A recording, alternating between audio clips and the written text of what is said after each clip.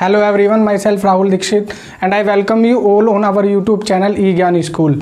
आज हम बात करेंगे 12th केमिस्ट्री के बारे में और 12th केमिस्ट्री में आज का जो टॉपिक है हमारा वो है सॉल्यूशन चैप्टर की। अगर हम बात करें तो बोर्ड के पर्सपेक्टिव से बात करें तो न्यूमेरिकल क्वेश्चन यहाँ से हर साल पूछा जाता है और कौन कौन से टॉपिक हम इसमें कवर करेंगे उसके बारे में हम पहले डिस्कस करते हैं। तो टॉपिक कवर की अगर आप बात करें तो पहला जो टॉपिक है वो इंट्रोडक्शन पार्ट है इसका कि सॉल्यूशन के कौन कौन से कंपोनेंट है और आप कैसे आइडेंटिफाई करेंगे कि किस कंपोनेंट को आप किस बेस पर आइडेंटिफाई करना है कि कौन सोल्यूट है कौन सोलवेंट है, वो इंट्रोडक्शन पार्ट में डिस्कस करना है।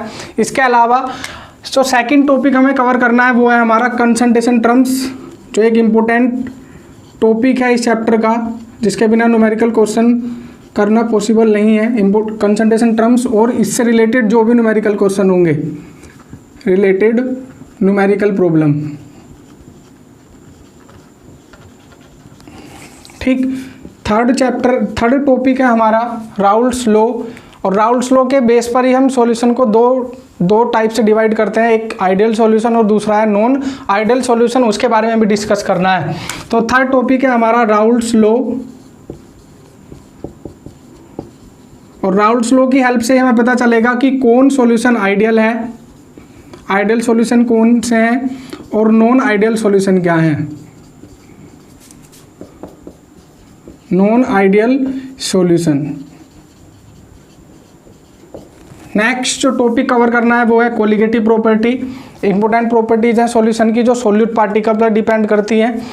तो कोलिगेटिव प्रॉपर्टी की अगर आप बात करें तो सॉल्यूशन की वो प्रॉपर्टीज जो सोल्यूट पार्टिकल पर डिपेंड करें उन प्रॉपर्टीज को बोलते हैं हम कोलिगेटिव प्रॉपर्टीज। और पहली कोलिगेटिव प्रॉपर्टी की बात करें तो पहली कोलिगेटिव प्रॉपर्टी है हमारी रिलेटिव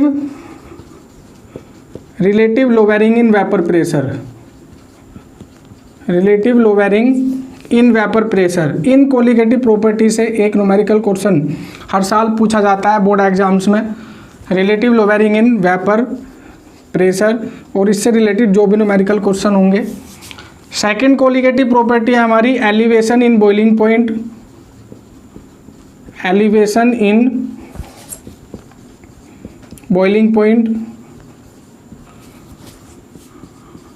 और इससे related numerical question. Third colligative property है depression in freezing point, depression in freezing point. और फोर्थ कोलिगेटिव प्रॉपर्टी है ओस्मोटिक प्रेशर।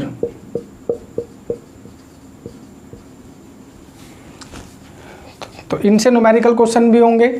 सभी जितने भी कोलिगेटिव प्रॉपर्टी हैं सभी पे बेस्ड न्यूमेरिकल क्वेश्चन हमें डिस्कस करने हैं। इसके अलावा अगर हम फिफ्थ टॉपिक की बात करें तो फिफ्थ टॉपिक है हमारा डिटर्मिनेशन ऑफ मोलिकुलर मास,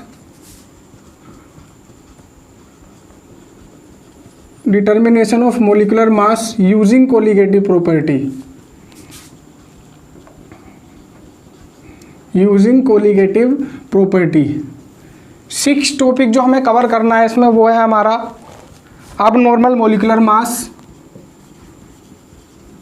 अब नॉर्मल मोलिकुलर मास।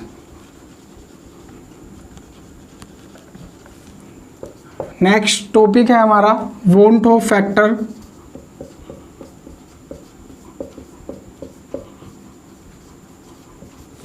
और सबसे लास्ट टॉपिक है हमारा Henry law and their application.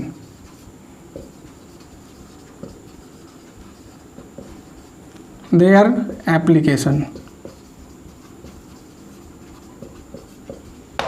तो ये टॉपिक डिस्कस कर रहे हैं चैप्टर के अंदर। इंपॉर्टेंट जो टॉपिक है बोर्ड के पर्सपेक्टिव से अगर हम बात करें तो कोलिगेटिव प्रॉपर्टी से हर साल एक ना एक न्यूमेरिकल क्वेश्चन जरूर आता है। और इसके वेटेज की बात करें सॉल्यूशन चैप्टर की तो बोर्ड एग्जाम्स में 5 मार्क्स का वेटेज रखता है।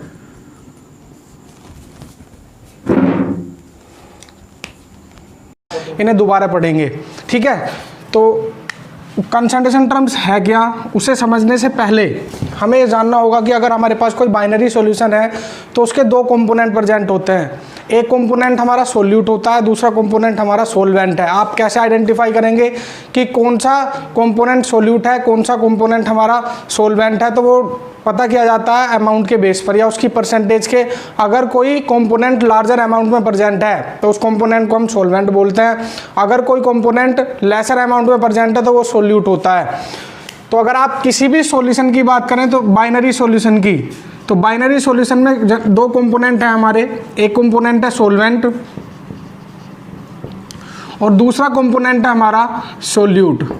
अगर आप सोलवेंट की बात करते हैं तो सोलवेंट वो कंपोनेंट है जो लार्जर अमाउंट में हो या उसकी जिसकी परसेंटेज क्या हो, ज़्यादा हो। तो सोलवेंट के बारे में आप ये लिख सकते हैं कि दैट कंपोनेंट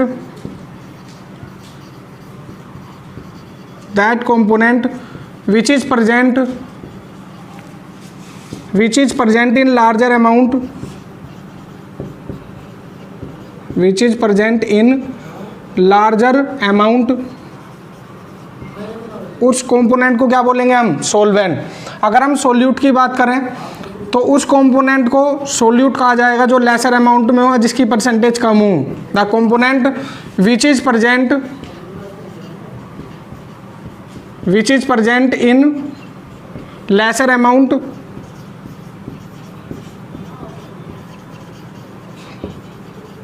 उस कंपोनेंट क्या बोलेंगे हम, सोल्यूट। तो बाइनरी सॉल्यूशन में दो ही कंपोनेंट है, एक सोलवेंट और एक सोल्यूट। अब बात आती है जो टॉपिक है हमारा कंसंट्रेशन टर्म्स, उसका यूज कहाँ करेंगे हम। तो किसी भी सॉल्यूशन में कितनी अमाउंट में सोल्यूट प्रेजेंट है वो कौन बताएगा, वो टर्म्स एक्सप्लेन करते हैं कि how much amount of solute present in a solution. ठीक है, दो टाइप की टर्म है हमारी, वो पहली मास रिलेटेड, दूसरी हमारी वॉल्यूम रिलेटेड। अगर मास रिलेटेड की बात करें तो जो मास रिलेटेड होंगी वो टेम्परेचर इंडिपेंडेंट होंगी, और जो वॉल्यूम रिलेटेड कंसंट्रेशन टर्म्स हैं वो क्या होंगी, टेम्परेचर डिपेंडेंट होंगी। तो बात करते हैं कंसंट्रेशन टर्म्स की है क्या वो, और उनके टाइप्स, वो कितने टाइप्स की हैं। तो टॉपिक है आपका कंसंट्रेशन टर्म्स। कंसंट्रेशन टर्म्स, अगर आप कंसंट्रेशन टर्म्स की बात करें, एक्सप्लेन क्या करती हैं ये, तो कंसंट्रेशन टर्म्स एक्सप्लेन करती हैं कि how much amount of solute present in a solution, की कितनी अमाउंट में सोल्यूट प्रेजेंट है इन अ सॉल्यूशन, वो कौन एक्सप्लेन करेगा, कंसंट्रेशन टर्म्स। ठीक, तो आप यहां पर लिख सकते हैं कि it tells us about how much amount of solute, how much amount of solute, how much amount of solute present in a solution। Solution के अंदर कितनी अमाउंट में सोल्यूट प्रेजेंट है वो कौन एक्सप्लेन करेगा, ये टर्म्स एक्सप्लेन करती है। दो टाइप की है, एक मास रिलेटेड, दूसरी आपकी वॉल्यूम रिलेटेड। तो अगर हम टाइप्स की बात करें तो दो टाइप्स हमें यहां पर पढ़ने हैं इसके, एक है आपका वॉल्यूम रिलेटेड और दूसरी टर्म है हमारी मास रिलेटेड। एक है वॉल्यूम रिलेटेड, दूसरी है मास रिलेटेड। जो वॉल्यूम रिलेटेड होगी वो टेम्परेचर क्या होगी, इंडिपेंडेंट। जो वॉल्यूम रिलेटेड है वो क्या होगी आपकी, टेम्परेचर डिपेंडेंट। और जो मास रिलेटेड होगी वो होगी हमारी टेम्परेचर इंडिपेंडेंट। तो सबसे पहली अगर वॉल्यूम रिलेटेड टर्म की बात करें तो वो है हमारी परसेंटेज बाय वॉल्यूम या वॉल्यूम परसेंटेज। पहली है volume related percentage by volume. Second volume related है percentage weight by volume. Second है हमारी परसेंटेज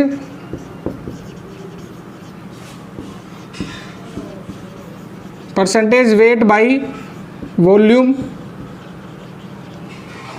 थर्ड कंसंट्रेशन टर्म्स है जो वॉल्यूम पे डिपेंड करती है, मोलैरिटी और फोर्थ वॉल्यूम रिलेटेड है नॉर्मेलिटी। ठीक, ऐसे ही अगर आप मास रिलेटेड की बात करें तो मास रिलेटेड भी 4 है हमारे पास। पहली है परसेंटेज बाई मास या मास परसेंटेज। तो मास रिलेटेड की अगर आप पहली टर्म की बात करें तो है परसेंटेज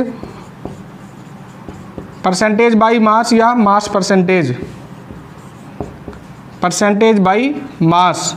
दूसरी टर्म की अगर आप बात करें तो दूसरी है हमारे पास मोलैलिटी या मोल फ्रैक्शन।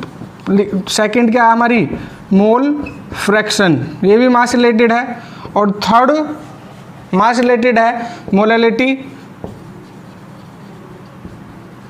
और फोर्थ कंसंट्रेशन टर्म्स जो मास रिलेटेड है वो है पार्ट्स पर मिलियन, जैसे शॉर्ट फॉर्म में क्या लिख सकते हैं हम, ppm। तो 2 टाइप की टर्म थी हमारे पास, एक वॉल्यूम रिलेटेड, दूसरी थी मास रिलेटेड। जो मास रिलेटेड है वो टेम्परेचर इंडिपेंडेंट है और जो वॉल्यूम रिलेटेड है वो टेम्परेचर डिपेंडेंट है, क्योंकि मोस्ट ऑफ द केसेज में जो वॉल्यूम है वो टेम्परेचर अफेक्टेड होता है, टेम्परेचर पे डिपेंड करता है। दूसरी बात यह है कि जो मास रिलेटेड कंसंट्रेशन टर्म्स होंगी वो बेस्ट होंगी, क्योंकि टेम्परेचर इंडिपेंडेंट है, टेम्परेचर कंडीशन पर उनके वॉल्यूम की कंसंट्रेशन में कोई भी चेंज नहीं आएगा। ठीक है, बात करते हैं हम इनकी, डिस्कस करते हैं बारी बारी से कि परसेंटेज बाय वॉल्यूम का फॉर्मूला क्या है और किस टाइप के न्यूमेरिकल क्वेश्चन यहाँ से आते हैं और किस टाइप से आपको वो हैंडल करने हैं। तो बात करेंगे पहले वॉल्यूम रिलेटेड की। 4 हमारे पास वॉल्यूम रिलेटेड टर्म है जो टेम्परेचर डिपेंडेंट है।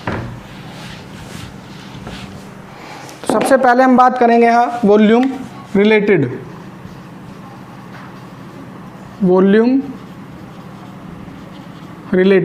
और वॉल्यूम रिलेटेड में भी सबसे पहली जो कंसंट्रेशन टर्म है वो है हमारी परसेंटेज बाई वॉल्यूम। सबसे पहली है हमारी परसेंटेज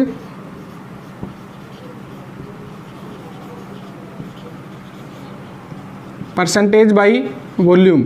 इसको रिप्रेजेंट करते हैं हम percentage small v upon capital V से। अगर आप स्मॉल नोटेशन की बात करें तो स्मॉल नोटेशन यूज होगी यहाँ पर सॉल्यूट के लिए, और जो कैपिटल नोटेशन हम यूज कर रहे हैं वो यूज होगी सॉल्यूशन के लिए।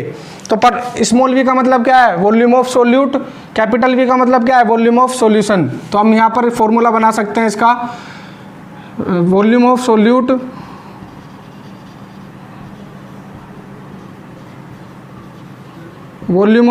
Upon volume of solution into 100, ये इसका फॉर्मूला है। परसेंटेज का मतलब 100 से है तो इसलिए 100 की मल्टीप्लाई कर दिया। अगर आप इसके ऊपर न्यूमेरिकल क्वेश्चन करें किस टाइप से आपको करना है तो देखते हैं। न्यूमेरिकल है इसके ऊपर, इससे related, A solution was prepared, A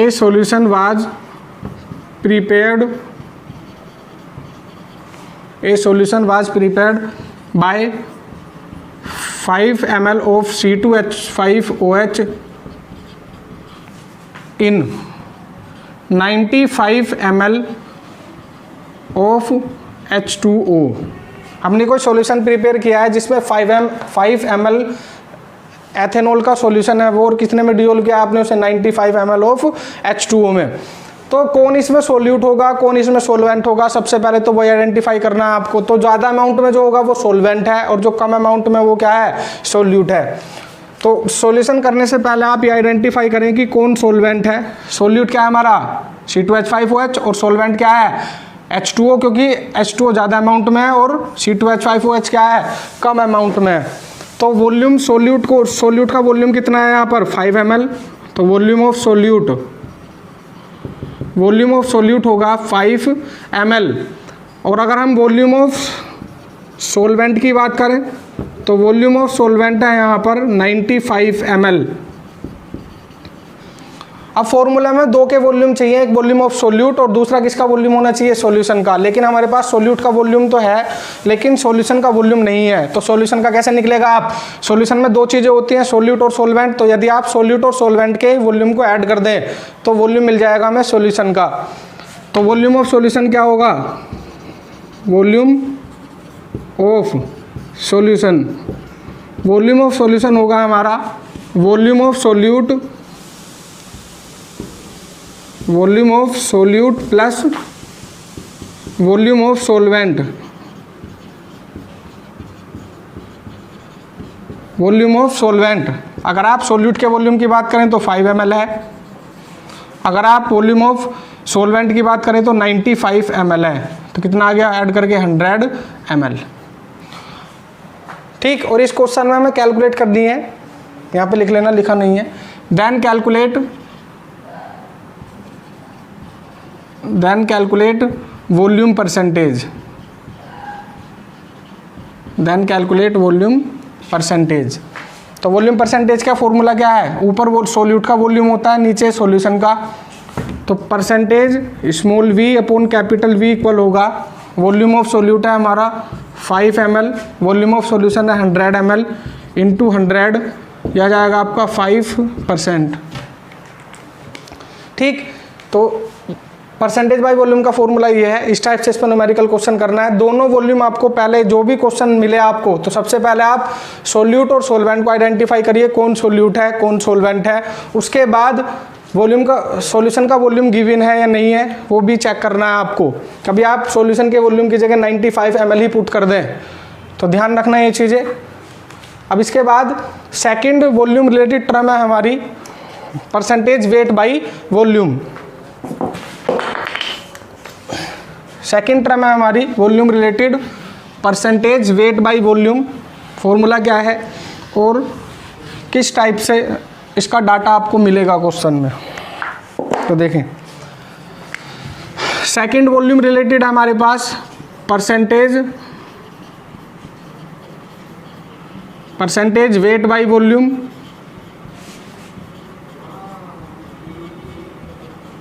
और इसको रिप्रेजेंट करते हैं हम percentage small w upon capital V से। स्मॉल w का मतलब वेट ऑफ सोल्यूट है, कैपिटल V का मतलब वॉल्यूम ऑफ सॉल्यूशन है। ठीक है, तो फॉर्मूला बना सकते हैं हम यहाँ पर भी। w का मतलब स्मॉल w का वेट ऑफ सोल्यूट, क्योंकि स्मॉल नोटेशन किसके लिए है? सोल्यूट के लिए। तो weight of solute upon capital V का मतलब है volume of solution, volume of solution, और इनटू में 100। ये फॉर्मूला है इसका। देखिए, कभी कभी ये जो परसेंटेज वेट बाई वॉल्यूम है या वॉल्यूम परसेंटेज है, ये किसी क्वेश्चन में डाटा के रूप में दिए हुए होते हैं, कोई डाटा छुपा हुआ होता है इनमें। जैसा हम एग्जाम्पल के लिए बात करें, अगर आपको क्वेश्चन में किसी ये दिया हुआ है 10% W अपॉन V, इस बात का मतलब क्या है? 10% W अपॉन V अगर दिया हुआ है तो इससे आप क्या क्या डाटा निकाल सकते हैं, क्या डाटा इसमें छुपा हुआ है, देखते हैं। तो 10% W अपॉन V का मतलब है ये जो यहाँ पर दिया हुआ है इसका डायरेक्ट रिलेशन इससे है। ठीक है, इसका मतलब है कि 10 ग्राम हमारे पास सोल्यूट है, 10 ग्राम सोल्यूट है, और V का मतलब है, V का मतलब इस परसेंटेज से है, तो इसका मतलब 10 ग्राम सोल्यूट प्रेजेंट है 100 ml ऑफ द सॉल्यूशन में। 10 इसलिए लिया क्योंकि यहाँ लिखा हुआ है, W का डायरेक्ट रिलेशन इस वैल्यू से है जो यहाँ गिवन है, और जो V है इसका रिलेशन इस परसेंटेज से है, और परसेंटेज का मतलब क्या होता है 100, और V की यूनिट क्या होती है ml। तो इसका मतलब क्या है, टोटल ml मतलब निकला इसका कि जो 10 ग्राम सोल्यूट है वो 100 ml ऑफ द सॉल्यूशन में प्रेजेंट है। तो आप यहाँ लिख सकते हैं कि 10 gram solute present, 10 gram solute present in 100 ml of the solution, 100 ml of the solution. ठीक, ऐसे ही अगर कोई दूसरा डाटा दिया हुआ है, आपसे कहा जाए कि हमारे पास 30%, यहाँ पे तो परसेंटेज के रूप में दे दिया, लेकिन अगर लिख के दे दे कि 30% वेट बाई वॉल्यूम है हमारे पास, weight by volume glucose present है सपोज, तो इसका मतलब क्या है? इसका मतलब है कि 30 वेट बाई वॉल्यूम कैसे लिख सकते हैं, या तो इस तरीके से लिख दें, या वेट बाई वॉल्यूम का मतलब क्या होता है W अपॉन कैपिटल V। तो किसका मतलब क्या है कि 30 ग्राम ग्लूकोज प्रेजेंट है कितने सॉल्यूशन में? 100 ml सॉल्यूशन में। तो इस बात का क्या मतलब है यहाँ पर कि 30 gram of glucose, 30 gram of glucose present in 100 ml of the solution. तो इस टाइप के जो डाटा है वो न्यूमेरिकल क्वेश्चन में दिए हुए होता है। जब हमसे आगे पढ़ोगे आप, जब मोलरिटी या नॉर्मेलिटी कैलकुलेट कराता है तो वो डायरेक्ट डाटा ना देके इस टाइप की फॉर्म में दे देता है वो कभी कभी। तो ये भी समझना जरूरी है कि इनका मतलब क्या है। 10% W/V लिखा हुआ है तो इस बात का क्या मतलब है, या 30% वेट बाई वॉल्यूम या 30% W/V लिखा हुआ है तो आप इससे किस टाइप का डाटा निकाल सकते हैं बाहर। इसके अलावा वॉल्यूम परसेंटेज भी इस टाइप से लिखी होती है, जो पहले पढ़ी है हमने, उसका भी कुछ डाटा इसी टाइप से लिखा हुआ होता है न्यूमेरिकल क्वेश्चंस में। तो देखते हैं उसे भी। ऐसे ही अगर वॉल्यूम परसेंटेज के लिए लिखा हुआ हो, अगर वॉल्यूम परसेंटेज की फॉर्म में दिया हुआ है, जैसे हमसे कहा हुआ है कि हमारे पास 15% V/V प्रेजेंट है किसी का ऑफ C2H5OH, इसका डाटा हमारे पास प्रेजेंट है। तो इसका क्या मतलब है कि देखिए इस बार ऊपर भी V है नीचे भी V है, इसका मतलब ये जो यहाँ लिखा हुआ है इसका तो इससे रिलेशन होगा, और जो कैपिटल V है इसका रिलेशन इस परसेंटेज से होगा। तो 15 ml ऑफ C2H5OH किस में प्रेजेंट होगा, 100 ml ऑफ द वॉल्यूम। तो यहाँ इसका क्या मतलब है कि 15 ml of C2H5OH present in 100 ml of the solution, 100 ml के सॉल्यूशन में प्रेजेंट है ये। तो ये आइडिया मिलता है इन परसेंटेज से, और इन परसेंटेज पे कभी डायरेक्ट क्वेश्चन नहीं पूछता, लेकिन जो न्यूमेरिकल क्वेश्चन होता है मोलरिटी, नॉर्मेलिटी या मोलरिटी के, उनमें इस टाइप का डाटा दिया हुआ रहता है। तो वहाँ से किस टाइप से आपको इन्फॉर्मेशन यहाँ से निकालनी है वो चीज़ें आपको आनी चाहिए। ठीक है, इसके बाद हम बात करते हैं थर्ड कंसंट्रेशन टर्म की जो वॉल्यूम रिलेटेड है, और वो है हमारी मोलरिटी।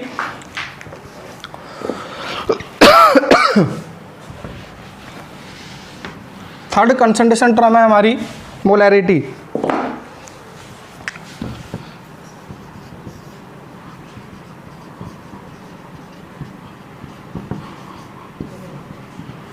मोलरिटी की अगर हम बात करें तो मोलरिटी डिफाइन कैसे करेंगे आप, उसकी डेफिनेशन क्या है। तो मोलरिटी का मतलब है किसी भी सोल्यूट के number of moles per litre solution अगर आप बात करते हैं तो उसका मतलब आप मोलरिटी के बारे में बात कर रहे हैं। तो क्या बोल सकते हैं इसके बारे में कि the number of moles of solute present in per litre of the solution is known as molarity. ठीक है, तो लिख सकते हैं यहाँ पर हम the number of moles of solute, the number of moles of solute present in per liter of the solution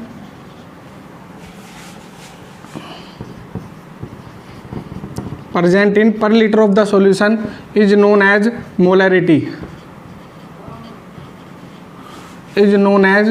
molarity, और मोलरिटी की अगर आप बात करें तो इसे कैपिटल M से डिनोट किया जाता है। ठीक है, तो आगे लिख सकते हैं it is denoted by capital M। और यदि आप इसके फॉर्मूले की बात करें तो मोलरिटी इक्वल टू होता है हमारा, मोलरिटी का मतलब क्या है, number of moles per litre solution. तो फॉर्मूला क्या आ जाएगा, number of moles upon volume, किस में होना चाहिए, लीटर में। तो मोलरिटी का फॉर्मूला लिख सकते हैं हम नंबर ऑफ मोल्स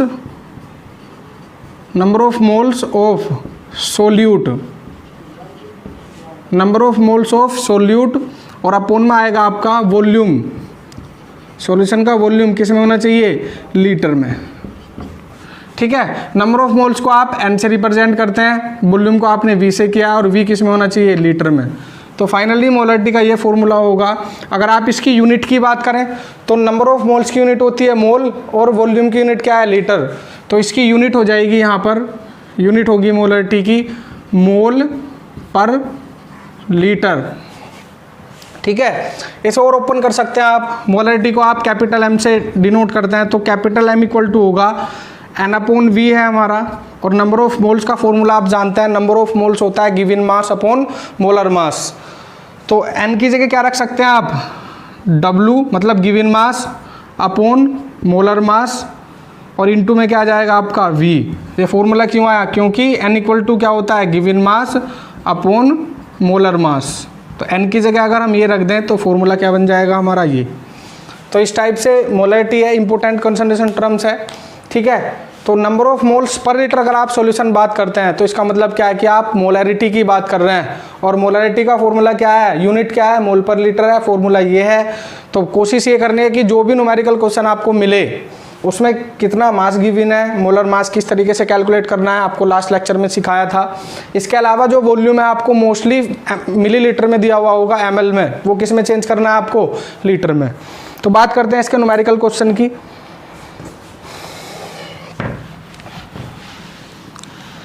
देखें इसका numerical,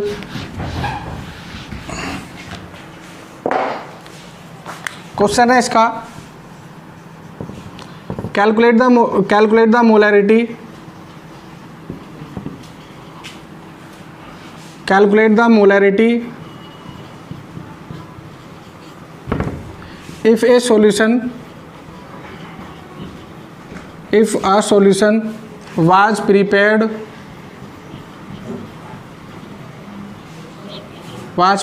by 60 gram of glucose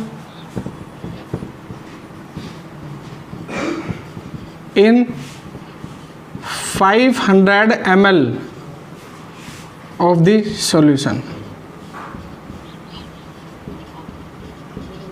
ठीक है, ये न्यूमेरिकल क्वेश्चन है और इसमें हमें मोलैरिटी कैलकुलेट करनी है। तो सबसे पहले देखें आप इसमें क्या क्या चीज़ें आपको गिवन है। तो जब भी आप किसी भी न्यूमेरिकल क्वेश्चन को सोल्व करें तो सबसे पहले ये लिख लें कि क्या क्या चीज़ें आपको गिवन है। तो एक तो हमें क्या दिया हुआ है, 60 ग्राम ग्लूकोज दिया हुआ है, और कितने ml सॉल्यूशन में, 500 ml ऑफ सॉल्यूशन में। इसका मतलब 60 ग्राम हमारे पास सोल्यूट है और वॉल्यूम ऑफ सॉल्यूशन कितना है, 500 ml। तो क्या क्या दिया हुआ है, W दिया हुआ है, W का मतलब वेट ऑफ सोल्यूट दिया हुआ है आपको 60 ग्राम। और अगर आप ग्लूकोज की बात करें तो ग्लूकोज का फॉर्मूला होता है C6H12O6। अगर आप इसका मोलर मास कैलकुलेट करें तो 6 इंटू एक कार्बन का कितना होता है 12 प्लस 12 इंटू एक हाइड्रोजन का 1 और 6 इंटू एक ऑक्सीजन का 16, तो यह आ जाएगा आपका 180। ये मोलर मास है ग्लूकोज का। वॉल्यूम ऑफ सॉल्यूशन आपको गिवन है 500 ml। बस आपको फॉर्मूला लगाना है किसका, सबसे पहले आप नंबर ऑफ मोल कैलकुलेट कर लें और जो भी वॉल्यूम दिया हुआ है उसको डिवाइड कर दें, और वॉल्यूम की कंडीशन है वॉल्यूम किस में होना चाहिए, आपका लीटर में। ठीक है, तो मोलैरिटी इक्वल टू होता है हमारा number of moles upon volume litre में। नंबर ऑफ मोल्स निकाल लें यहाँ पर आप, नंबर ऑफ मोल्स होता है given mass upon molar mass. Given mass आपका 60 ग्राम, मोलर मास आपका 180, तो ये आ जाएंगे आपके 1/3 मोल।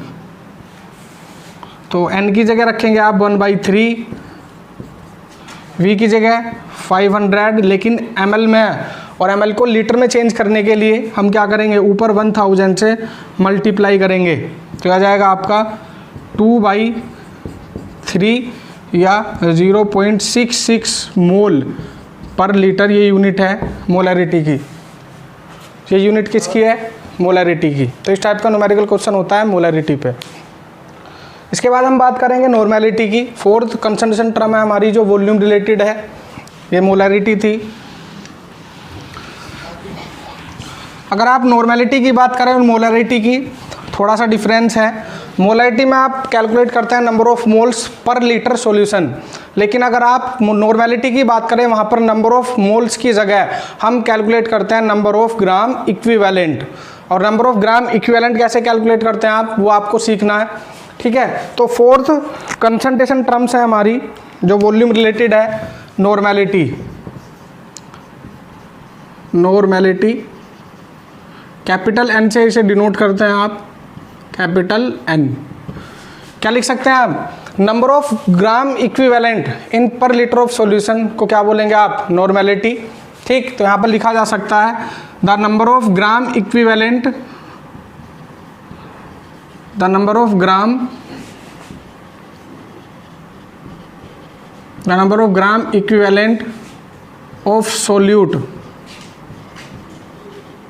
इन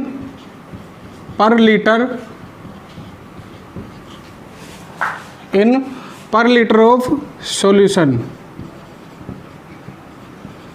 इसे क्या बोलेंगे आप, normality, is known as normality.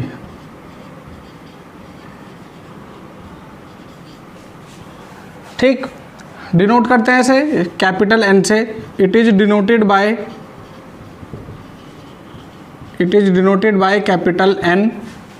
और अगर आप फॉर्मूले की बात करें कि नंबर ऑफ ग्राम इक्विवेलेंट कैसे कैलकुलेट करेंगे आप, तो नंबर ऑफ मोल्स का फॉर्मूला था हमारा given mass upon molar mass, थोड़ा सा डिफरेंस है। तो अगर आप नॉर्मेलिटी के फॉर्मूले की बात करें तो नॉर्मेलिटी होगी हमारी number of gram equivalent, number of gram equivalent, और अपॉन में लिखेंगे आप वॉल्यूम लीटर में, वॉल्यूम किस में होना चाहिए, लीटर में। ये नॉर्मेलिटी का फॉर्मूला है। दूसरी बात, number of gram, number of moles तो कैलकुलेट करने में आते हैं, लेकिन नंबर ऑफ ग्राम इक्विवेलेंट कैसे कैलकुलेट करेंगे, देखो। तो अगर आप नंबर ऑफ ग्राम इक्विवेलेंट की बात करें, नंबर ऑफ ग्राम इक्विवेलेंट ये इक्वल टू होता है हमारा नंबर ऑफ मोल्स में क्या होता है, given mass upon molar mass. यहाँ पे थोड़ा सा डिफरेंस है, यहाँ पर हम मोलर मास की जगह इक्विवेलेंट मास का यूज करते हैं, ठीक है। तो यहाँ पर होगा हमारा given mass, number of moles में आप given mass upon molar mass लेते थे, यहाँ पर क्या लेंगे आप, गिवन मास अपॉन इक्विवेलेंट मास, इक्विवेलेंट मास, ये होंगे हमारे नंबर ऑफ ग्राम इक्विवेलेंट। अब क्वेश्चन आपका ये है कि इक्विवेलेंट मोलिकुलर मास तो आप कैलकुलेट करना जानते हैं अगर कोई भी मोलिकुलर फॉर्मूला दिया हुआ है हमें, लेकिन अगर आपको इक्विवेलेंट मास निकालना है तो उसका भी फॉर्मूला है। अगर आप इक्विवेलेंट मास निकालना चाहते हैं, इक्विवेलेंट मास कैलकुलेट करना चाहते हैं हम, तो मोलर मास को उसके वैलेंसी फैक्टर से, molar mass upon valency factor, इससे डिवाइड कर दें आप तो क्या मिल जाएगा आपको, इक्विवेलेंट मास। तो नॉर्मेलिटी जब आप कैलकुलेट करें तो सबसे पहले आप नंबर ऑफ ग्राम इक्विवेलेंट निकाल लें, क्योंकि नंबर ऑफ ग्राम इक्विवेलेंट निकल जाता है तो क्वेश्चन आपका इजी हो जाता है, क्योंकि वॉल्यूम आपको गिवन होगा, बस मिलीलीटर को लीटर में चेंज करना है बाय द डिवाइडेशन ऑफ 1000। सबसे इंपॉर्टेंट चीज़ है इसमें कि आपको ग्राम इक्विवेलेंट निकालना कैसे है, तो जो भी मास है सबसे पहले आप इक्विवेलेंट मास निकाल लें। अगर आपका इक्विवेलेंट मास कैलकुलेट हो जाता है उसको गिवन मास से डिवाइड कर दें तो क्या जाएंगे आपके नंबर ऑफ ग्राम इक्विवेलेंट। अब एक न्यू फैक्टर आपके लिए इंट्रोड्यूस हुआ है, वैलेंसी फैक्टर। होता क्या है, तो अगर आप वैलेंसी फैक्टर की बात करें तो एसिड, बेस और सोल्ट के लिए वैलेंसी फैक्टर की अलग अलग डेफिनेशन है, अलग अलग तरीके से आप वैलेंसी फैक्टर कैलकुलेट करेंगे। तो सबसे पहले हम बात करेंगे वैलेंसी फैक्टर में एसिड के लिए, कि एसिड के लिए वैलेंसी फैक्टर किस तरीके से कैलकुलेट किया जाता है। तो पहले होगा आपका वैलेंसी फैक्टर फॉर एसिड,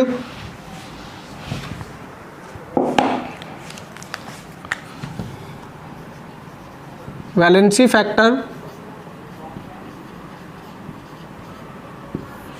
और वैलेंसी फैक्टर बात करेंगे पहले हम एसिड के लिए, फॉर एसिड्स।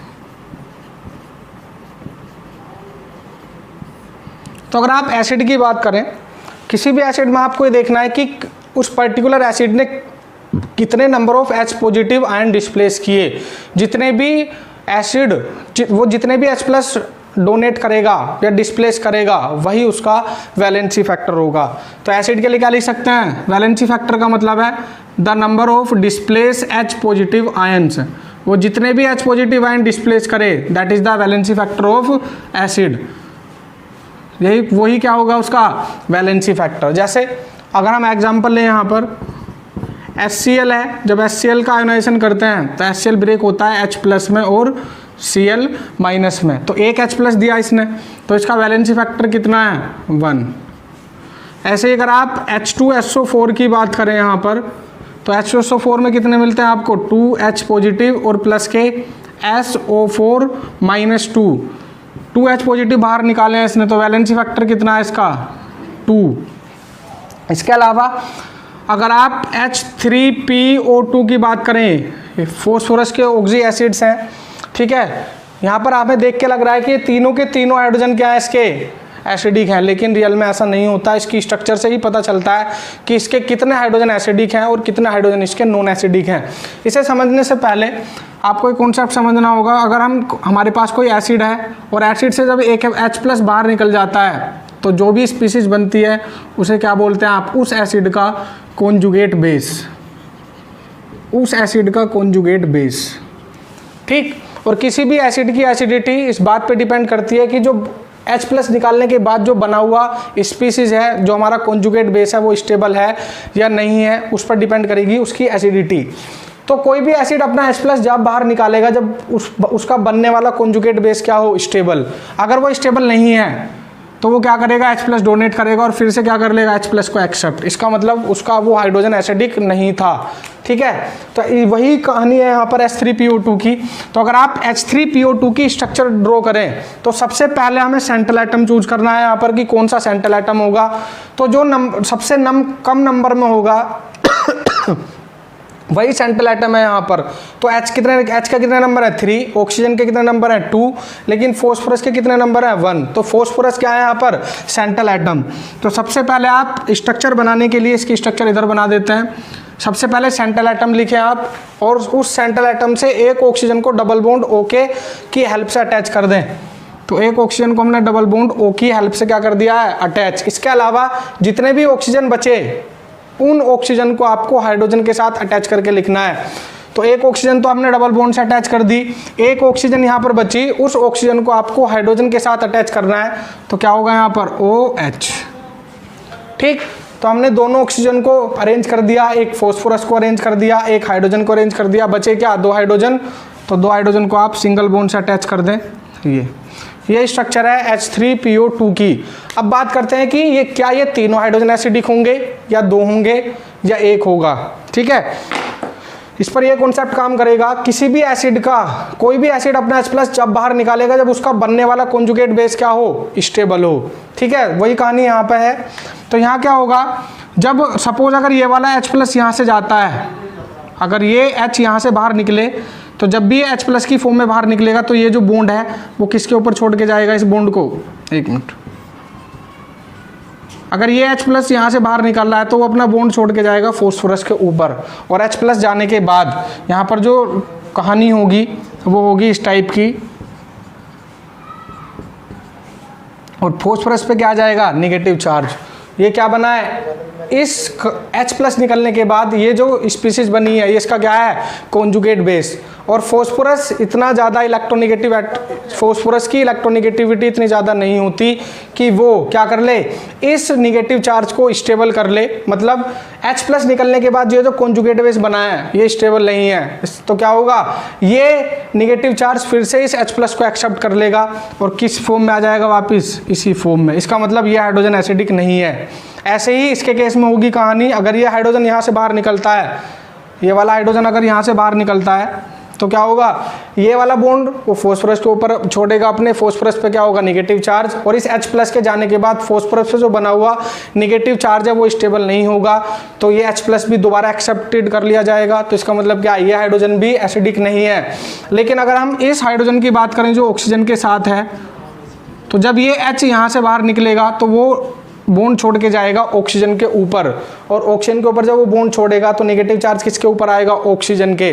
और ऑक्सीजन की जो इलेक्ट्रोनेगेटिविटी है, एक मोस्ट इलेक्ट्रोनेगेटिव एलिमेंट है पीरियोडिक टेबल का, ऑक्सीजन इस नेगेटिव चार्ज को स्टेबलाइज कर देता है, जिसकी वजह से ये वाला हाइड्रोजन क्या है यहाँ पर, एसिडिक है। ओनली यही हाइड्रोजन क्या है यहाँ, एसिडिक, ठीक। ये दोनों हाइड्रोजन क्या है, नॉन एसिडिक। इसका मतलब अगर आप H3PO2 की बात करें तो ये केवल एक ही H+ बाहर निकालता है, इसका मतलब इसका वैलेंसी फैक्टर कितना होगा, 1, ठीक। ऐसे ही अगर हम H3PO3 की बात करें, ऐसे ही इसकी स्ट्रक्चर बननी है H3PO3 की भी। तो सबसे पहले सेंट्रल एटम क्या है, फॉस्फोरस। तो फॉस्फोरस को लिख दें आप, एक ऑक्सीजन को डबल बॉन्ड O से अटैच कर दें। जो बचे हुए ऑक्सीजन है, कितने ऑक्सीजन बचे हैं यहाँ, 2, उन दोनों ऑक्सीजन को हाइड्रोजन के साथ अटैच करना है। तो OH और जो बचा हुआ हाइड्रोजन है वो ऐसे ही लिख दिया हमने। तो जो हाइड्रोजन ऑक्सीजन के साथ हैं वो तो एसिडिक होंगे, पीछे हमें देखा है अभी हमने। लेकिन ये वाला जो हाइड्रोजन है ये क्या है, नॉन एसिडिक है, ये यहाँ से बाहर नहीं जाएगा, क्योंकि इसके बाहर जाने से जो फास्फोरस पे नेगेटिव चार्ज आएगा वो स्टेबलाइज नहीं कर सकता फास्फोरस, जिसकी वजह से ये हाइड्रोजन एसिडिक नहीं है। यहाँ पर केवल 2 ही हाइड्रोजन एसिडिक हैं, एक ये हाइड्रोजन और ये दोनों हाइड्रोजन क्या है यहाँ एसिडिक। और अगर यही 2 हाइड्रोजन एसिडिक हैं, इसका मतलब H3PO3 कितने H पॉजिटिव बाहर निकालेगा, 2। इसका मतलब इसका वैलेंसी फैक्टर कितना है, 2। ऐसे ही हम बात कर सकते हैं H3PO4 की। तो अगर आप H3PO4 की स्ट्रक्चर ड्रॉ करें तो वो उसी तरीके से करनी है। सबसे पहले सेंट्रल एटम चूज करेंगे, क्या है, फास्फोरस। फास्फोरस को डबल बॉन्ड O से अटैच करना है, एक ऑक्सीजन को डबल बॉन्ड O से अटैच करना है। जितने भी ऑक्सीजन बचे हुए हैं सभी को आपको हाइड्रोजन के साथ अटैच करके लिखना है। तो 3 ऑक्सीजन बचे, OH, OH और OH, ठीक। तो 3 ऑक्सीजन बचे हुए हैं हमारे, तो तीनों हाइड्रोजन इस बार ऑक्सीजन के साथ हैं, तो तीनों ही हाइड्रोजन क्या होंगे, एसिडिक। तीनों ही हाइड्रोजन क्या है, एसिडिक। इसका मतलब H3PO4 का जो वैलेंसी फैक्टर होगा वो 3H पॉजिटिव डोनेट करता है, इसका मतलब उसका वैलेंसी फैक्टर कितना है, 3। तो किसी भी एसिड के लिए आपको ये चेक करना है कि वो कितने H पॉजिटिव डोनेट करता है। वो जितने H पॉजिटिव डोनेट करेगा वही उसका वैलेंसी फैक्टर होगा।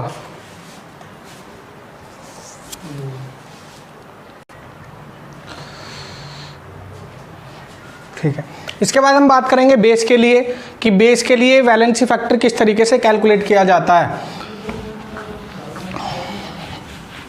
या आप ऐसे अगर कोई एसिड है, पहले एसिड का देख लें आप किस तरीके से, बाद में बात कर लेंगे। पहले हम बात करेंगे यहाँ पर बेस के लिए, 4 बेस।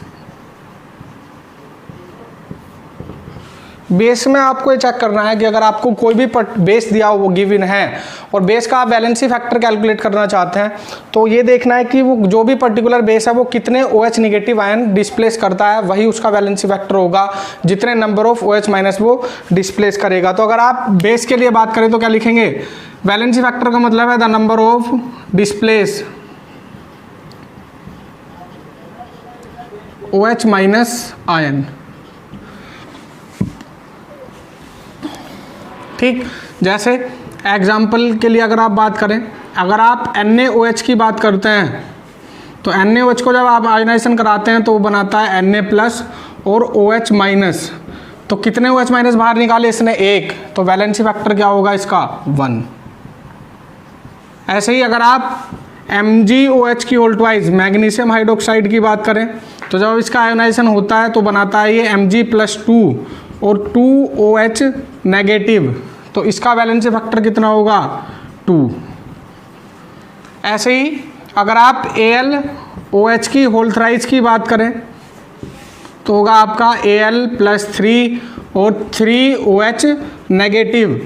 इसका वैलेंसी फैक्टर 3OH नेगेटिव इसने डोनेट करें तो इसका वैलेंसी फैक्टर कितना होगा, इसमें 2 है तो 2 है, इसने 3OH नेगेटिव डोनेट किए हैं तो इसका वैलेंसी फैक्टर कितना है, 3।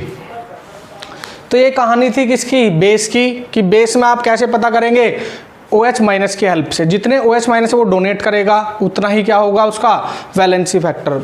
अब थर्ड जो बात करनी है हमें वो है हमारा सोल्ट, कि कोई भी पर्टिकुलर सोल्ट में हम कैसे पता करेंगे कि उसका वैलेंसी फैक्टर कितना होगा।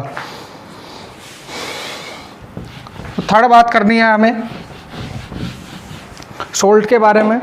सोल्ट क्या है जनरली, थर्ड है हमारा 4 सोल्ट।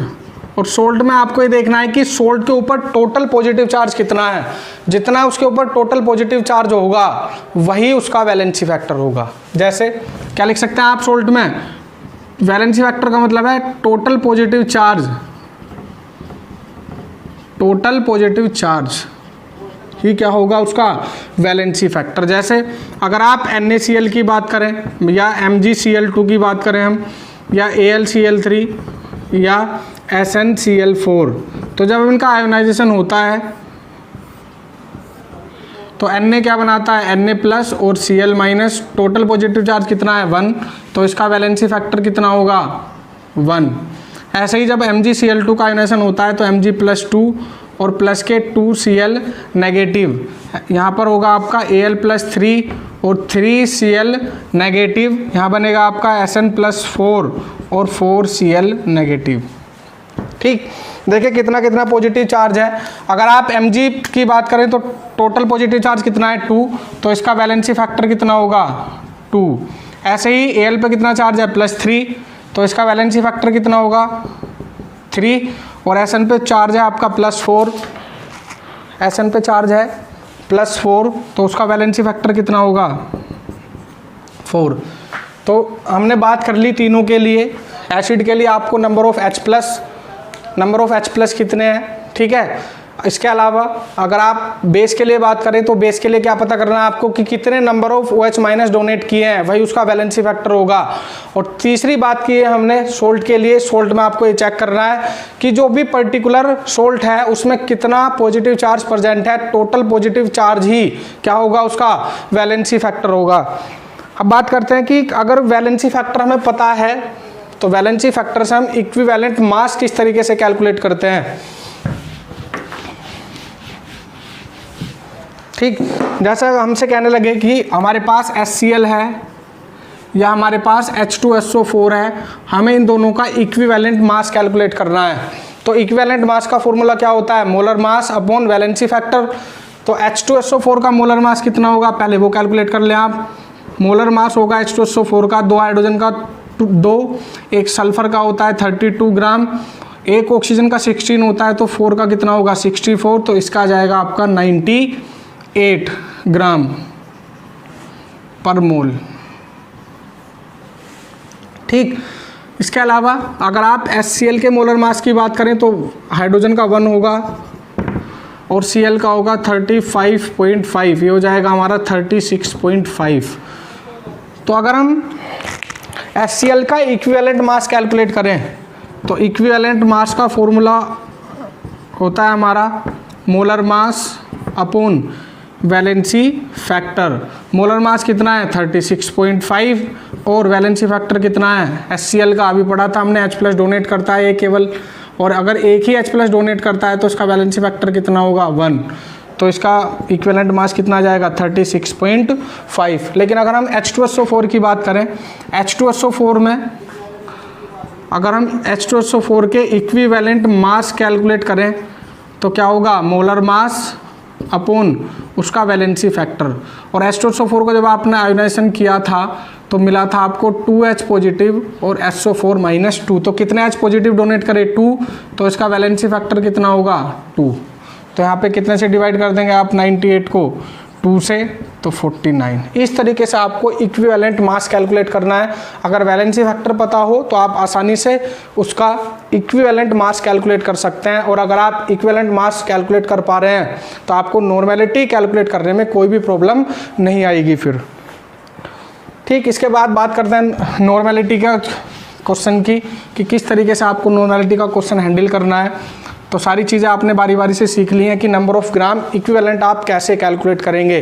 ठीक है, उसके बहुत सारे स्टेप हैं, इक्विवेलेंट मास कैलकुलेट करना पड़ेगा, वैलेंसी फैक्टर किस तरीके से कैलकुलेट करना है, सारी चीज़ें आपने सीख ली हैं।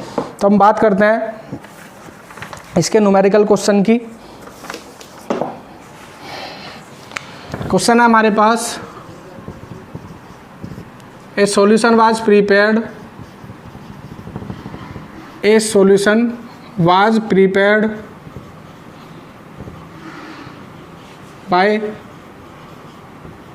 3.15 gram of oxalic acid in 500 ml of the solution.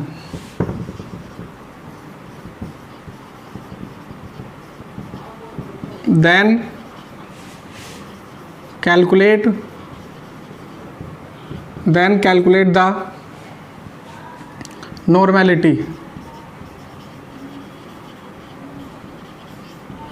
ठीक, तो सबसे पहले स्टेप टू स्टेप आपको इसमें मूव करना है।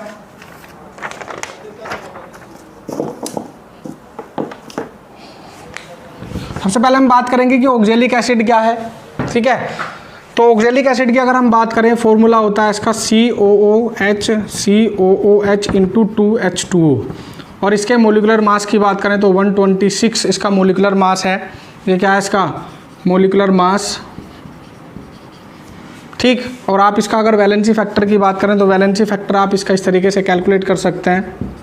ये है आपका ऑक्जेलिक एसिड, जब इसका आयोनाइजेशन किया जाता है तो ये बनाता है COO नेगेटिव और 2H पॉजिटिव। कितने H पॉजिटिव बाहर निकाले इसने? 2। तो इसका वैलेंसी फैक्टर कितना होगा? 2। वैलेंसी फैक्टर होगा इसका 2, ठीक। मोलर मास आपको पता चल गया, वैलेंसी फैक्टर आपको पता है।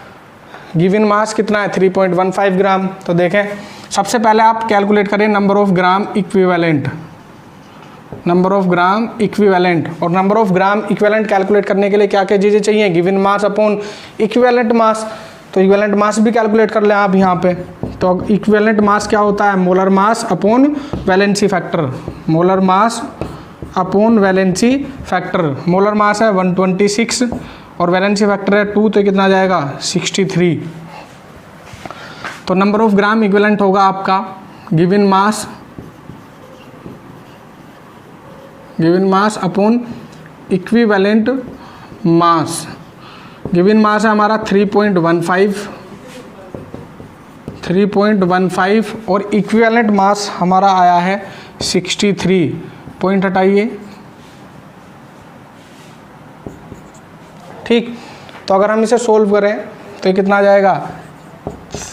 315 अपॉन 63 और इनटू में 100। ये होगा हमारा 1/20। 1/20 अगर कैलकुलेशन करें हम इसकी तो ये क्या आ गया हमारे पास? Number of gram equivalent. और नंबर ऑफ ग्राम इक्विवेलेंट अगर आपने कैलकुलेट कर लिए हैं तो वॉल्यूम गिवन है आपको 500 ml। तो नॉर्मेलिटी का फॉर्मूला क्या होता है? नंबर ऑफ ग्राम इक्विवेलेंट कितना है? 1/20 और अपॉन में क्या लेते हैं आप? वॉल्यूम। लेकिन होना किस में चाहिए? लीटर में, लेकिन यहाँ किस में है? मिलीलीटर में। तो क्या करेंगे आप? 500 को डिवाइड, या तो डिवाइड करें यहाँ ml को लीटर में चेंज करने के लिए, या इस 1000 को कहाँ लिख दें? ऊपर, ठीक। तो ये कितनी बार कट जाएगा आपका?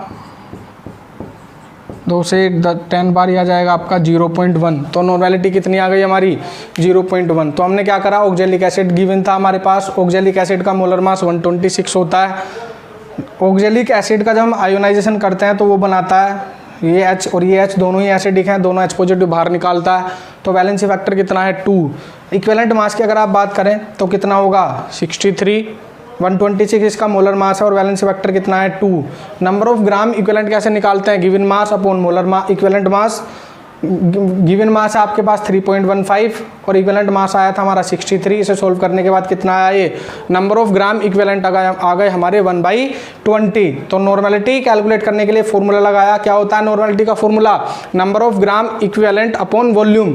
नंबर ऑफ ग्राम इक्विवेलेंट आए आपके 1/20 और वॉल्यूम कितना है हमारा? 500 ml। ml को लीटर में चेंज करने के लिए उसे 1000 से डिवाइड करा, या तो डिवाइड कर दें या ऊपर मल्टीप्लाई कर दें। तो कितनी आ गई नॉर्मेलिटी? 0.1। तो ये कहानी थी वॉल्यूम रिलेटेड कंसंट्रेशन टर्म्स की, कि कौन कौन सी टर्म्स जो है हमारी वो वॉल्यूम पे डिपेंड करती हैं। और इतना ध्यान रखना आप कि जो वॉल्यूम रिलेटेड टर्म होंगी वो क्या होंगी हमारी? टेम्परेचर डिपेंडेंट होंगी। टेम्परेचर कंडीशन से उनकी जो स्ट्रेंथ है या उनकी मोलरिटी है या नॉर्मेलिटी है, ठीक है, या वॉल्यूम परसेंटेज है, सभी। इसके बाद हम बात करेंगे मास रिलेटेड कंसंट्रेशन टर्म की, कि जो मास रिलेटेड कंसंट्रेशन टर्म्स हैं वो कितनी हैं और किस किस टाइप के उनके न्यूमेरिकल क्वेश्चन हमें करने हैं। तो सबसे पहले हम बात करेंगे मास रिलेटेड में परसेंटेज बाय मास या वेट परसेंटेज। तो दूसरी टाइप की जो टर्म थी हमारी वो थी मास रिलेटेड कंसंट्रेशन टर्म या टेम्परेचर इंडिपेंडेंट मास रिलेटेड टर्म। और जो मास रिलेटेड होंगी वो क्या होंगी? Temperature independent.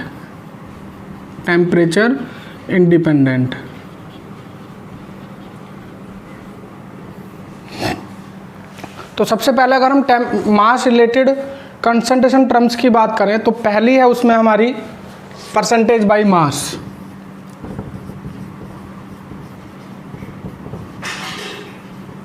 Percentage by mass. और परसेंटेज बाई मास को जो रिप्रेजेंट करते हैं वो small w upon capital W। Small w का मतलब है वेट ऑफ सोल्यूट और कैपिटल W का मतलब है वेट ऑफ सॉल्यूशन। तो फॉर्मूला बना सकते हैं हम इसका यहाँ पर। तो फॉर्मूला होगा वेट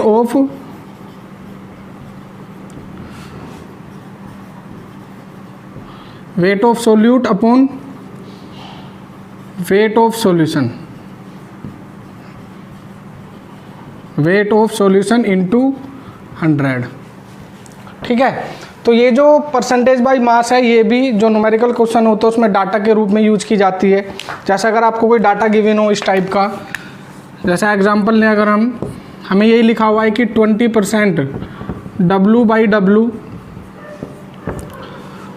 हमारे पास यूरिया प्रेजेंट है NH2CO NH2, तो इसका क्या मतलब है? इसका मतलब है कि 20 ग्राम यूरिया है और कितने ग्राम सॉल्यूशन में? 100 ग्राम, क्योंकि जो ये है इसका मतलब तो इससे, और जो परसेंटेज है उसका मतलब यहाँ से है। तो ऊपर वाला W किसके लिए लेते हैं आप? सोल्यूट के लिए, और जो नीचे वाला W है वो किसके लिए लेंगे आप? सॉल्यूशन के। तो जो कैपिटल W उसका मतलब तो 100 ग्राम होगा, और जो स्मॉल w उसका मतलब 20 ग्राम होगा। तो इसका मतलब क्या है?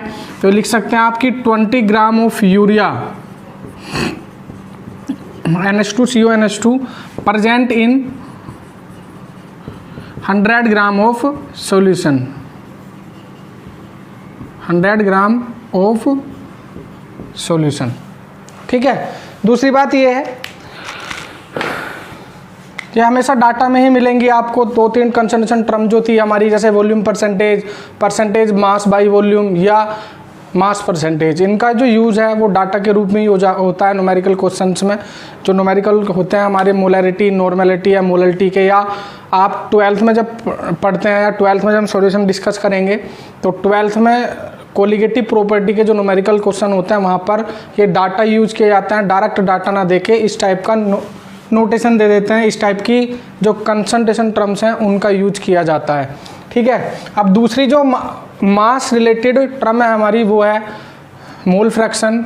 जनरली मोल फ्रैक्शन एक रेशो है नंबर ऑफ मोल्स का with respect to the total number of moles. ठीक है, समझते हैं कि मोल फ्रैक्शन है क्या। ये पहली थी। अगर आप दूसरी टर्म की बात करें जो मास रिलेटेड है वो है हमारी मोल फ्रैक्शन। और मोल फ्रैक्शन है क्या, पहले तो ये डिस्कस करेंगे और किस टाइप से उसकी कैलकुलेशन की जा सकती हैं। तो मोल फ्रैक्शन एक रेशो है नंबर ऑफ मोल्स का। ठीक है, तो लिख सकते हैं इसके बारे में हम कि it is the ratio of number of moles of one component with respect to the total number of moles of the solution. ठीक है, तो यहाँ पर लिखा जा सकता है it is the ratio of number of moles, it is the ratio of number of moles of one component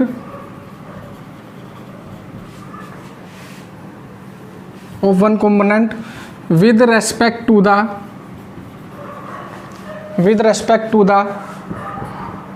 total number of moles of solution। किसी भी एक कंपोनेंट के मोल का सॉल्यूशन के मोल के रेस्पेक्ट में जो रेशो होगा उसे ही क्या बोलेंगे हम? Mole fraction. ठीक है, दूसरी बात इसे डिनोट किया जाता है x से। It is denoted by capital X।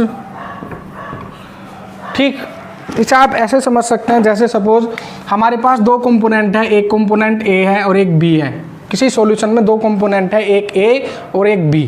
ठीक है, जैसे ऐसे लिख लें आप, कोई एग्जाम्पल इस टाइप से लिख सकते हैं। कोई सॉल्यूशन है हमारे पास और सॉल्यूशन दो कंपोनेंट से मिलकर बना है। एक कंपोनेंट है A और दूसरा कंपोनेंट क्या है? B। ठीक है, जो A के नंबर ऑफ मोल्स हैं वो है हमारे पास Na और जो B के नंबर ऑफ मोल्स हैं वो क्या है हमारे पास? Nb। ठीक, और हम मोल फ्रैक्शन निकालना चाह रहे हैं किसका? A कंपोनेंट का।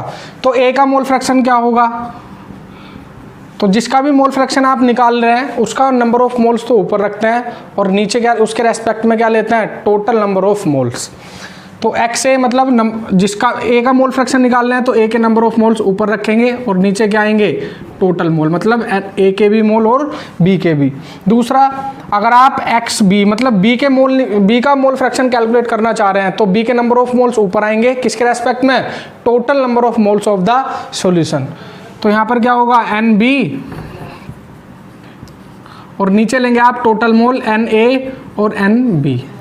दूसरी बात यह है कि जो सॉल्यूशन के कंपोनेंट होते हैं उनके मोल फ्रैक्शन का जो सम होता है वो ऑलवेज 1 के इक्वल होता है। जैसे अगर हम यहाँ बात करें तो XA प्लस XB की जो वैल्यू है वो क्या आएगी, ऐड करके दोनों को अगर ऐड कर दें हम तो क्या आ जाएगा, 1। तो जो न्यूमेरिकल क्वेश्चन मिले, जो भी न्यूमेरिकल क्वेश्चन मिलेगा, कोई भी सॉल्यूशन है बाइनरी तो 2 ही कंपोनेंट होंगे। तो अगर आपको क्या करना है, एक कंपोनेंट का मोल फ्रैक्शन निकाल लें और दूसरे का मोल फ्रैक्शन कैसे निकालोगे आप, उसे 1 में से माइनस करके यहाँ से रिलेशन मिल जाएगा आपको। क्या रिलेशन मिलेगा, सपोज अगर आपने XA का मोल फ्रैक्शन कैलकुलेट कर लिया है तो आप XB का मोल फ्रैक्शन कैलकुलेट कर सकते हैं। कैसे, XB का मोल फ्रैक्शन किसके इक्वल होगा, 1 minus mole fraction of A। तो यहाँ से ये रिलेशन आ जाएगा। इसका मतलब आप XA का मोल फ्रैक्शन निकाल लें और XB का क्या निकालने के लिए क्या करें, उसे 1 में से माइनस कर दें। ये चीजें आपको न्यूमेरिकल से और क्लियर हो जाएगी। देखते हैं इसका एक न्यूमेरिकल क्वेश्चन।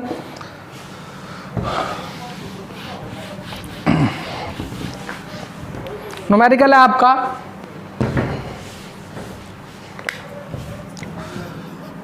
मोल फ्रैक्शन के ऊपर। ए solution was prepared, a solution was prepared by 64 gram of methanol, methanol मतलब CH3OH and 46 gram of C2H5OH। then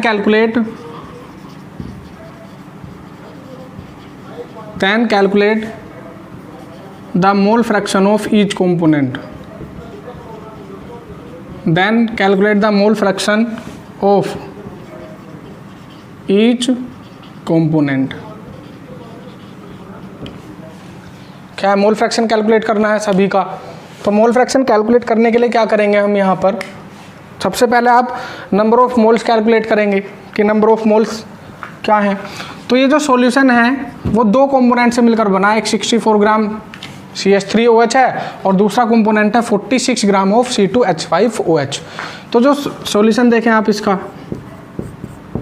तो जो सॉल्यूशन प्रिपेयर हुआ है यहाँ उसमें कितने कंपोनेंट हैं, 2।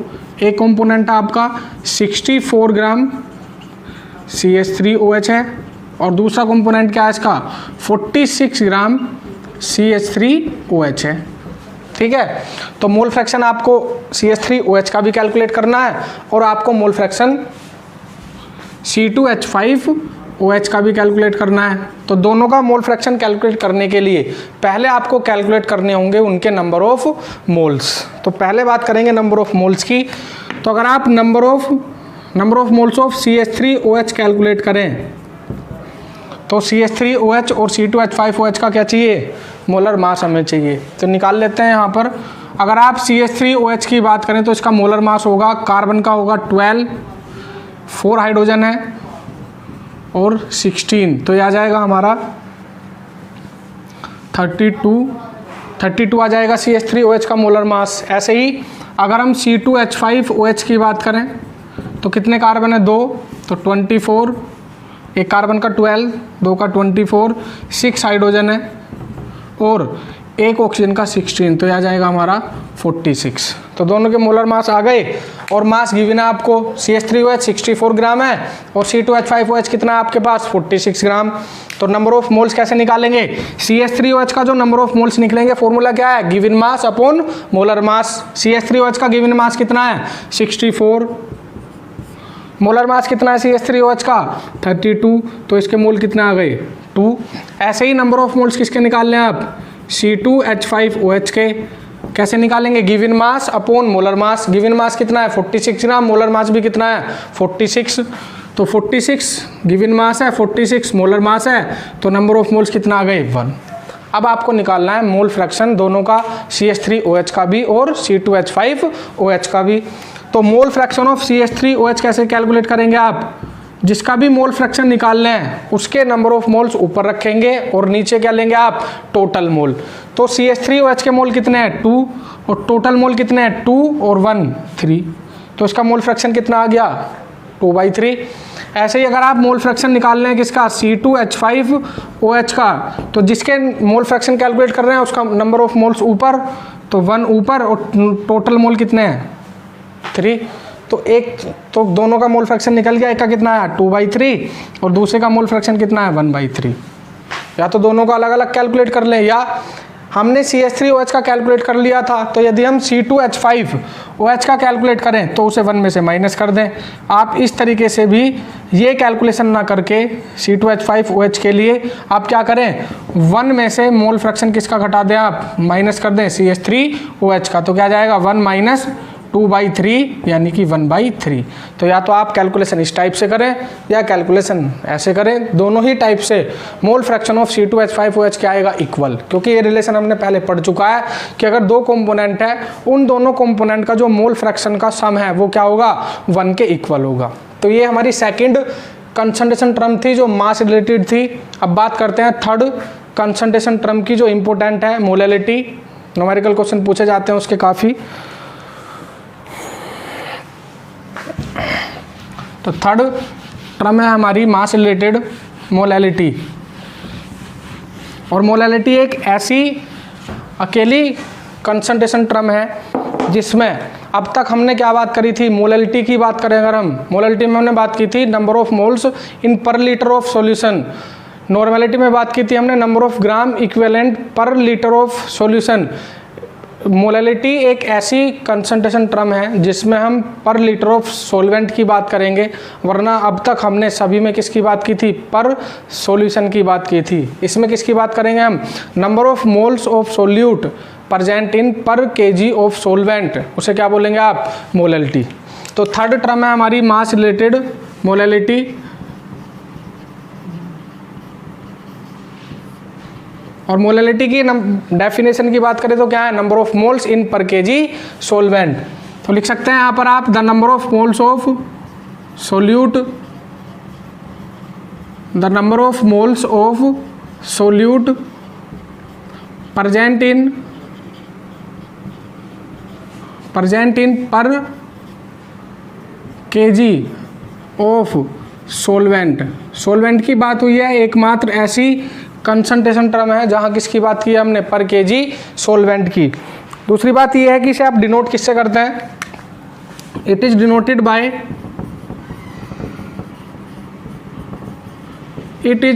By small m।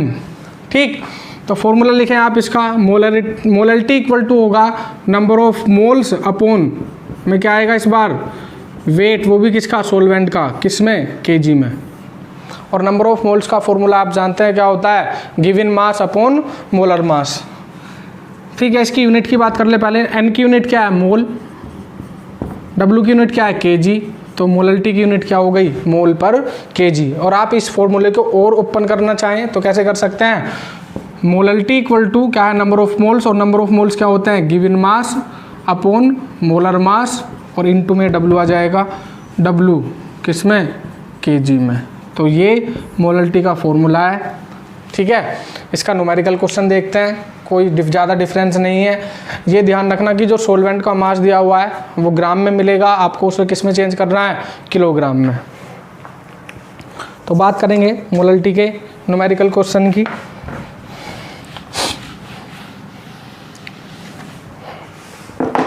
क्वेश्चन है हमारे पास,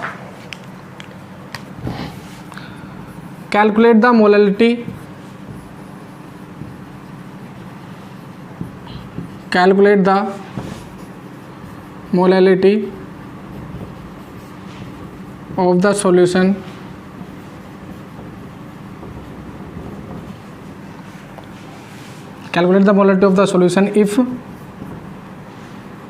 if it was prepared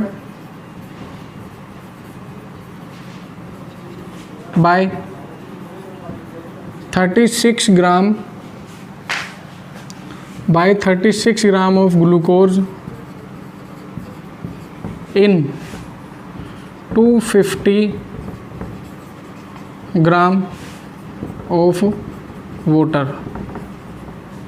ठीक है, ये न्यूमेरिकल क्वेश्चन है। सबसे पहले देखें इसमें क्या क्या डाटा दिया हुआ है। 36 ग्राम दिया हुआ है, एक 250 ग्राम दिया हुआ है। तो 36 ग्राम क्या है, आपका सोल्यूट का मास है, और 250 ग्राम ऑफ वाटर है, इसका मतलब ये सोलवेंट का मास है। ठीक है, तो मोलर और मोलरिटी के लिए क्या क्या चीज़ें चाहिए आपको, नंबर ऑफ मोल्स और सोलवेंट का मास किस में चाहिए, केजी में।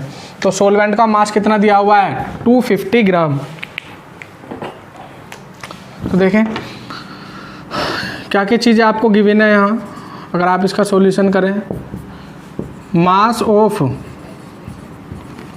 सोलवेंट कितना दिया हुआ है, 250 ग्राम। इसके अलावा मास ऑफ सोल्यूट कितना है आपका, मास ऑफ सोल्यूट है 36 ग्राम। और सोल्यूट क्या है आपका, ग्लूकोज। और ग्लूकोज का जो मोलर मास है, पीछे क्वेश्चन में कैलकुलेट भी करवाया था। अगर आप ग्लूकोज के मोलर मास की बात करें, ग्लूकोज का मोलर मास होता है 180। ठीक, ग्लूकोज का मोलर मास भी है, ग्लूकोज का मास भी है। तो नंबर ऑफ मोल्स आप कैलकुलेट कर सकते हैं। तो नंबर ऑफ मोल्स किसके को लाएंगे, गिवन मास कितना है 36 ग्राम, मोलर मास कितना है 180, ये कितना जाएगा 1/5, और 1/5 मतलब 0.2। ठीक, तो नंबर ऑफ मोल्स आ गए आपके पास। तो मोलरिटी का फॉर्मूला क्या है, मोलरिटी इक्वल टू होता है हमारा नंबर ऑफ मोल्स मतलब n, और सोलवेंट का वेट किस में, केजी में।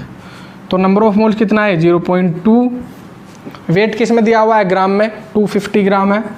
और 250 ग्राम को जब आप किलोग्राम में चेंज करेंगे तो 10⁻³ करेंगे यहाँ, या आप क्या करेंगे 0.2 इंटू 1000 को ऊपर ले जाएं और 250, ये 4 बार कैंसिल, क्या जाएगा 0.8। और मोलरिटी की यूनिट क्या होती है, मोल पर केजी। ठीक, तो ये थर्ड मास रिलेटेड टर्म थी हमारी, जो मास पे डिपेंड करती है, और मास पे डिपेंड करती है तो टेम्परेचर क्या है, इंडिपेंडेंट है। इसके अलावा अगर आप मोलरिटी और मोलरिटी की कंपैरिजन करें, कौन सी बेस्ट कंसंट्रेशन टर्म होगी, तो मोलरिटी बेस्ट टर्म मानी जाती है, क्योंकि ये टेम्परेचर इंडिपेंडेंट होती है। अगर कोई सॉल्यूशन मोलरिटी की टर्म में प्रिपेयर किया गया है और कोई सॉल्यूशन मोलरिटी की टर्म में प्रिपेयर किया गया है, तो मोलरिटी टेम्परेचर कंडीशन से अफेक्ट हो जाती है, जबकि मोलरिटी पट का टेम्परेचर कंडीशन पर कोई भी इफेक्ट नहीं पड़ता। अब इसके बाद अगर हम डिस्कस करें तो फोर्थ टर्म है हमारी जो मास रिलेटेड है, और वो है हमारी पार्ट्स पर मिलियन। ठीक, फोर्थ मास रिलेटेड है और लास्ट टर्म है। ठीक है, तो फोर्थ मास रिलेटेड टर्म है हमारी